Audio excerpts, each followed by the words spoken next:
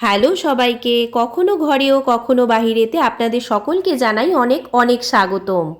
সিজনটা এমনই যে ঘরে ঘরে সর্দি কাশি লেগেই আছে। আমি নিজেও এই সর্দি কাশির হাত থেকে বাঁচতে পারিনি। তাই এই সর্দি কাশির হাত থেকে নিস্তার পেতে আমি রেগুলার যে ঘরোয়া টোটকা ট্রাই করে থাকি তা সকলের সাথে শেয়ার করতে চলে এলাম। আমি এর আগে সর্দি কাশির জন্য ম্যাজিক মিল্কের রেসিপি দেখিয়েছিলাম, কিন্তু দুধ যেহেতু হেভি হয়ে থাকে সেহেতু সেটা আমরা সবসময় খেতে পারি না। আবার অনেকে আছেন যাদের দুধ একেবারেই সহ্য হয় না, তাই যেটাতে কারোর কোনো সমস্যা হবে না আর সারাদিনে অন্তত 3 থেকে 4 বার খাওয়া যাবে এমন একটি কমন টোটকা আমি সবার সামনে তুলে ধরছি। এটি একেবারেই কমন টোটকা, অনেকেই এই টোটকার বিষয়ে জানেন। আমার যেহেতু একটু ঠান্ডা লেগেছে তাই আমি এগুলো ট্রাই করছি, সেই কারণে ভাবলাম আপনাদের সাথেও একটু শেয়ার করি। এই টোটকাটি তৈরি করার জন্য প্রথমেই আমি যেটা নিয়েছি সেটি হলো কিছু লবঙ্গ। লবঙ্গে রয়েছে vitamin C, calcium, manganese, magnesium এবং ভিটামিন কে। এটি অ্যান্টিঅক্সিডেন্টে পরিপূর্ণ।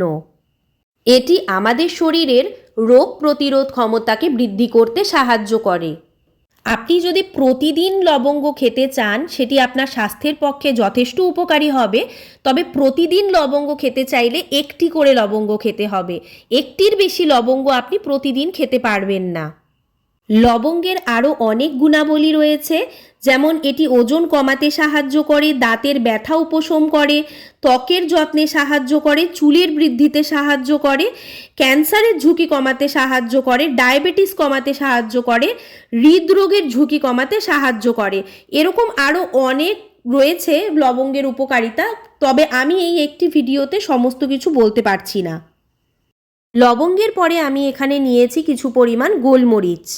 গোলমরিচে রয়েছে ভিটামিন এ, ভিটামিন সি এবং সেলেনিয়াম। এই উপাদানগুলো রোগ সংক্রমণ প্রতিরোধ করে।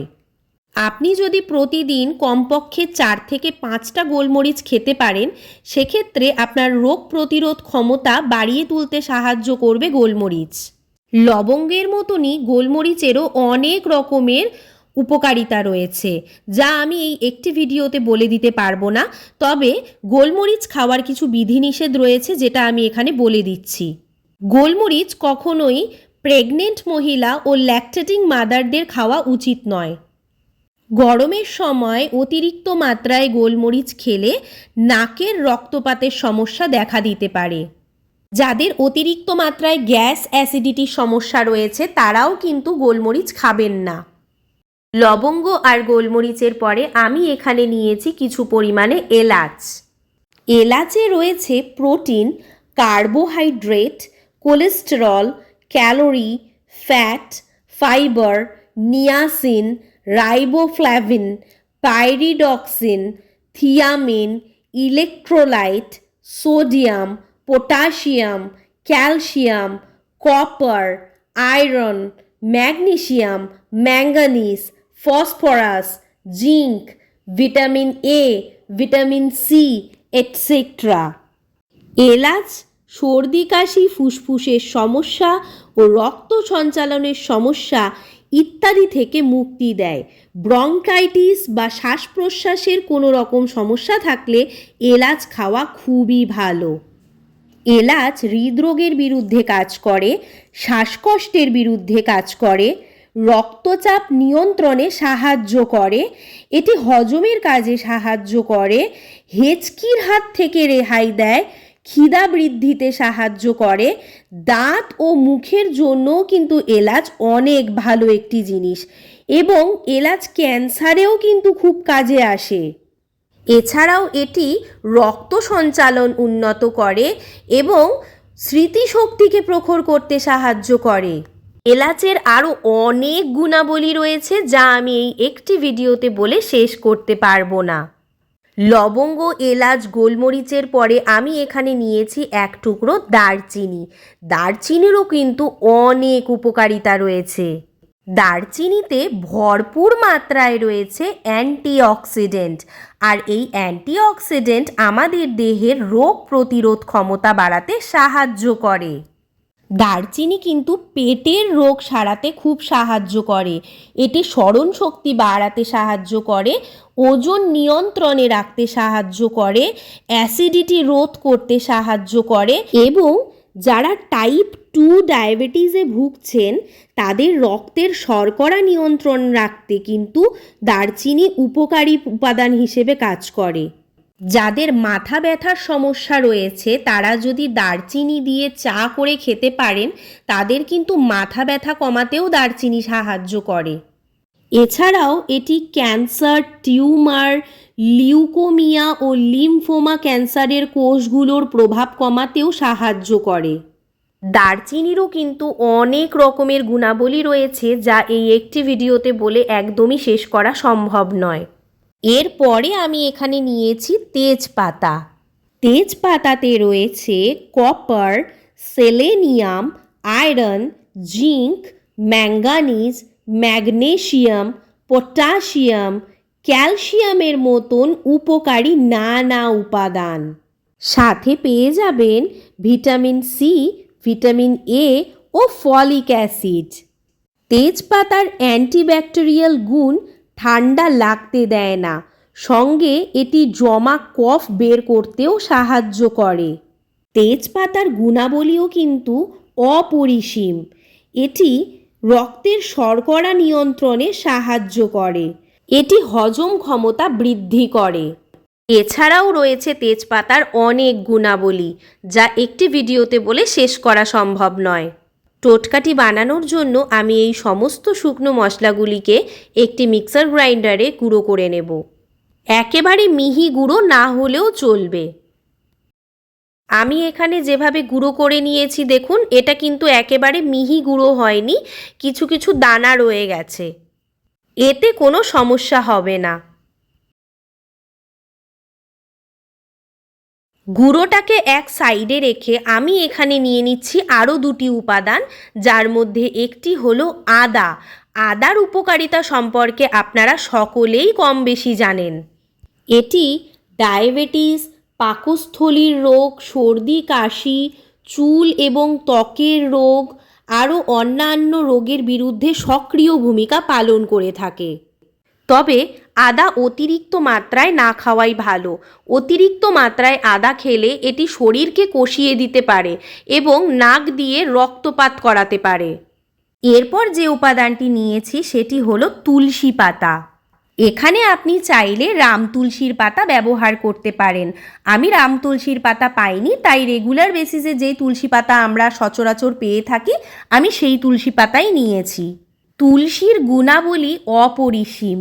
তুলসীর গুণাবলী আলাদা করে বলার তো কিছুই নেই, তাও আমি সামান্য কিছু গুণাবলী এখানে তুলে ধরছি। তুলসী পাতায় রয়েছে প্রচুর পরিমাণ ভিটামিন সি, ক্যালসিয়াম, দস্তা এবং আয়রন।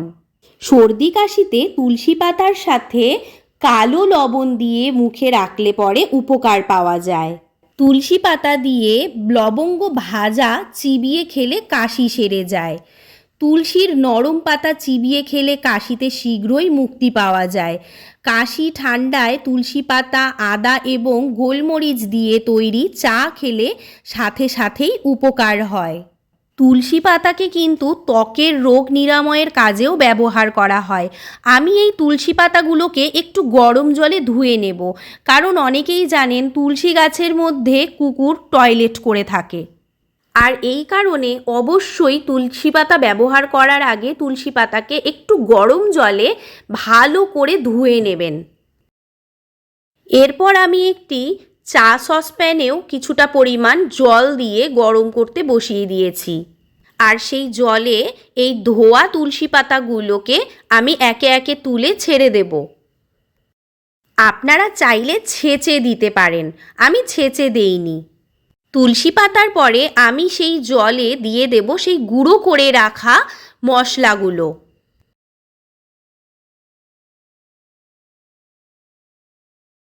এরপরে আমি এর মধ্যে অ্যাড করে দেব সামান্য পরিমাণ চিনি। আমার মতে চিনির পরিমাণটা একটু কম দেওয়াই ভালো। এরপরে আমি এর মধ্যে আদাটিকে একটু গ্রেট করে নিচ্ছি। আমি যতগুলো মশলার যতটুকু পরিমাণ এখানে দেখিয়েছি এটা কিন্তু দুজনের জন্য আমি তৈরি করছি, সেই হিসাবে সবটা পরিমাণ আছে। আপনারা একজনের জন্য তৈরি করলে পরে পরিমাণটা কিন্তু অবশ্যই কম করে নেবেন। এবার এই সব কিছু দিয়ে জলটাকে লো টু মিডিয়াম আঁচে কিন্তু ভালো করে ফোটাতে হবে। হাই আছে কিন্তু প্লিজ কেউ ফোটাবেন না। হাই আঁচে ফোটাতে গেলে খুব তাড়াতাড়ি জল শুকিয়ে যাবে, কিন্তু এর মধ্যে যে গুণাবলী রয়েছে সেটা সম্পূর্ণভাবে জলে মিশবে না। গ্যাসের আঁচটা আমি এখানে দেখিয়ে দিচ্ছি, দেখুন, একবার মিডিয়াম টু লো, তো একবার লো টু মিডিয়াম, ঠিক এই রকমভাবে গ্যাসের আঁচটাকে পরিবর্তন করবেন। আর খুব ধৈর্যের সাথে জলটাকে কিছুক্ষণ ধরে ফোটাবেন। এই টোটকাটি যদি আপনি 1 কাপ পরিমাণ তৈরি করতে চান, সেক্ষেত্রে অবশ্যই আপনি 1.5 কাপ কিংবা 2 কাপ পরিমাণে জল ব্যবহার করবেন। কারণ এই যে টোটকাটি তৈরি হচ্ছে এটা ধীরে ধীরে ফুটতে ফুটতে জলটা কমে আসবে।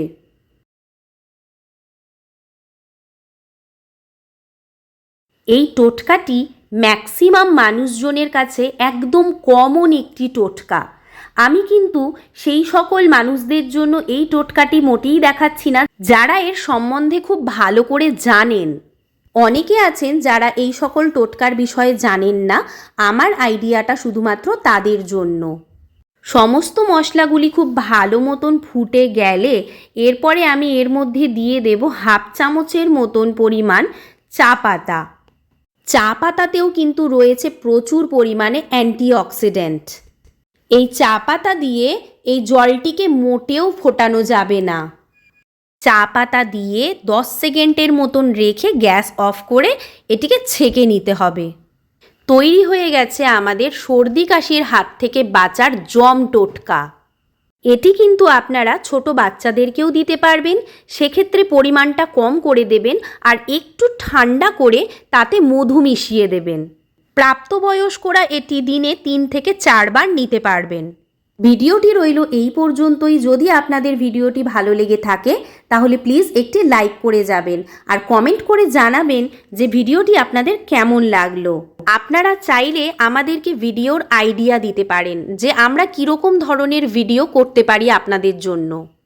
আমাদের ভিডিওর আপডেট সবার আগে পেতে চাইলে প্লিজ আমাদের চ্যানেলটিকে সাবস্ক্রাইব করে রাখুন। সকলে সুস্থ থাকুন, ভালো থাকুন। দেখা হচ্ছে আমাদের পরবর্তী ভিডিওতে খুব শীঘ্রই। Bye bye.